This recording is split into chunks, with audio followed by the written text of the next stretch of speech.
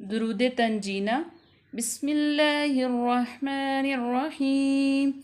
اللهم صل على سيدنا محمد وعلى آل سيدنا محمد صلاة تنجينا بها من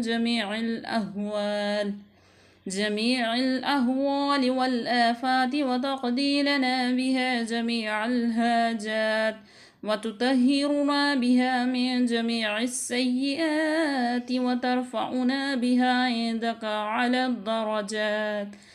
الدرجات، وتبلغنا بها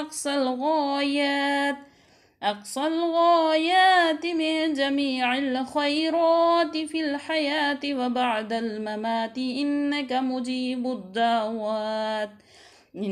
مجيب الدعوات ورافع